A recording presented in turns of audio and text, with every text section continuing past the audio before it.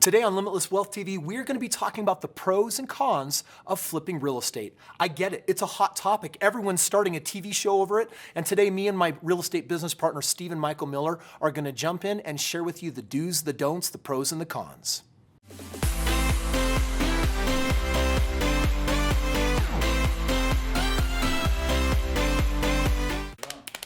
Stephen, I got a good idea.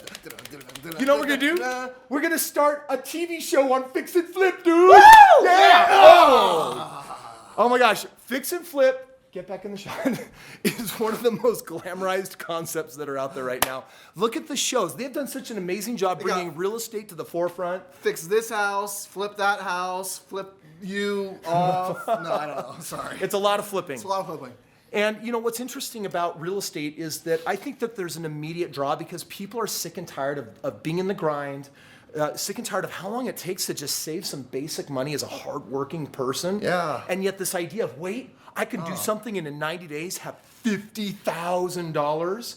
That's a super, super compelling idea. I think everyone is looking for that drop, right? It's gonna happen. I'm gonna win the lottery. This is so exciting, and that's kind of the draw to the fix and flip crowd. I think is this idea that in a very short amount of time I can make a lot of money, and it's easy. I mean, you watch those shows, and it takes them 30 minutes to flip a house, right? One episode, and it's done, and it's finished. And they get all this money, and then they get to put it into another one, and go, and all that glamorized kind of situation. And what we're going to do today is we're going to talk about 3 really important pros and cons of fixing and flipping, and that's coming from individuals who have fixed properties up. We have flipped them. I've made money flipping homes, and I have lost money flipping homes. In fact, if I just take a moment and tell you a couple of really extreme cases, one of the first deals that I did, one of the first 5 deals I did, was actually a flip. And I made $20,000 on it.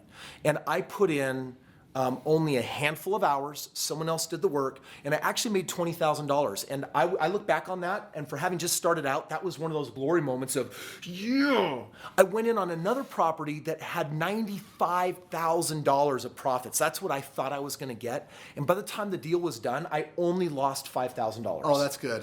Right? Only lost $5,000. Which is incredible if you've actually heard some of the real horror stories of flipping. Did you keep the shirt on your back? I kept the shirt on my back, but good. seriously, how is there a $100,000 discrepancy between the money I thought I was going to make and then what reality ended up dishing out? Yeah. So flipping is, I just want to start by saying, like Stephen said, it's highly glamorized. It's an idea that's super popular out there.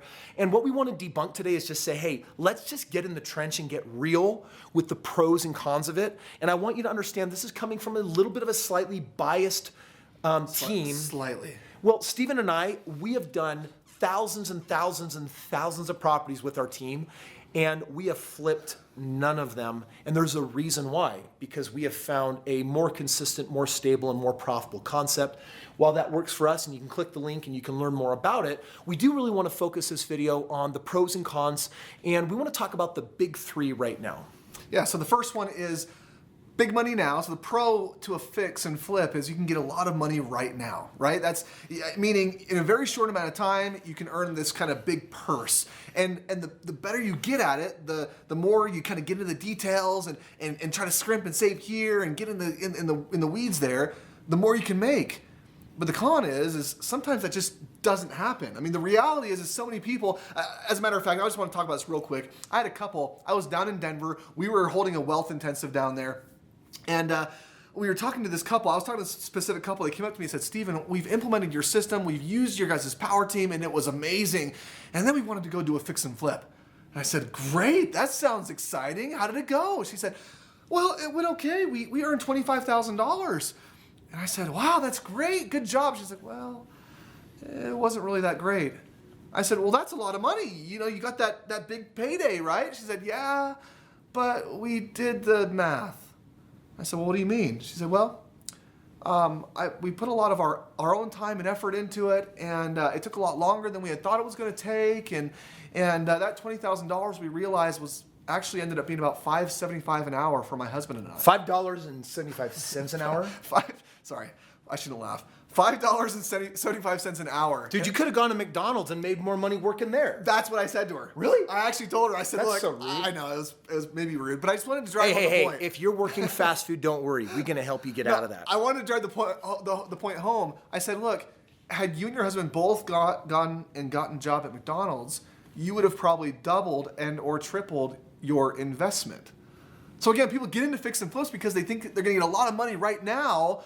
But the reality is oftentimes it gets stretched over to a long time frame, and that dollar per hour, that it just doesn't work out to be big money. And you can make a lot of money. In fact, I've got a couple of friends that flipping is what they do for a living, and they're really good at it. It requires a massive knowledge base, good experience, and you have to have an appetite for it, that if you lose money, you need to be okay with that, because there are some things that are not always in your control with the flipping game. Here are the three factors that you want to be considering. One is time. 2 is effort, and 3 is money. So let's talk about the 3 of these. Stephen talked about the first one. There's big money, and big money can turn into small money, and small money can turn into you owe me money. And so that's what can happen in real estate. And here's what I'm going to say. Until you've done 5 flips, please consider yourself an absolute beginner, because things can go well on your first or second property and the tides can turn pretty quick, because you're also dealing with a changing and evolving market. How many homes are available in the marketplace? What's happening? Is the market stalling out because it's winter time? Did you miss that window in time frame? Did you end up eating into, did you sign some money for hard money? Someone came in and you borrowed money at 18% plus 2 points on the front, and then things slowed down during the winter and you didn't sell it to the spring, and then you had to carry 7 additional months on the project than you thought you maybe would have. A lot can turn into a little. Here's another way that a lot can turn into a little. Whenever I have done a flip, and last year I did a flip, and it actually turned out quite profitable, but it turned out $10,000 less profitable than expected, because the more work and effort you got to put into the project, the more risk there is that you didn't think of something. Basic cosmetic, that's pretty easy to calculate. But the second you're getting into structural changes, that's where you start stepping into some unknowns. And on this project, we came up to some structural flooring problems and had to dump an extra $10,000. What took $30,000 of profit, and it turned it into $20,000 of profit. And I probably wouldn't have done the deal had I actually even known that. I had a team doing the whole thing. Big money can turn into small money, and it can happen in so many numerous ways that you just need to be aware that when you're the beginner, you don't have the ability to think through all the different possibilities. Experience will dictate some of that. Yeah, those situations come up all the time, by the way. I mean, with a normal fix and flip, it's called a fix and flip. And usually what you're trying to do is you're trying to find all the different problems anyway. And so when you begin to open up and take down walls and you get excited because you're going to turn this like worst property in the neighborhood into the best property into the neighborhood, sometimes that means opening up things that you probably would have hoped that you had never opened up. Pandora's box. And so you take down a wall, and all of a sudden you see this pipe there that's in the middle of the middle of the zone where you want it to be an open concept or open floor plan, and you just can't move it, or to move it, it's going to cost you several $1,000s more. That's how $10,000 that you had planned on can easily be eaten up. So you got to be careful of those things. Well, and I also found that for everyone that's advertising a fix and flip that needs $30,000 or $20,000 of fix up, we're capable of going in and finding a better deal that doesn't require that kind of fix up, or cosmetic at most. So money's the first factor. The second one is time. We've been talking a little bit about this, that we're talking about time in a couple of ways. One is, how much time are you going to have to put into it? How long will the project take? And often these projects just take double or triple or quadruple, amazingly enough, time than what you originally factored. And what that does is, if you thought you were going to be making a 20% ROI, you cut that by a factor of 4, you're making a 5% ROI.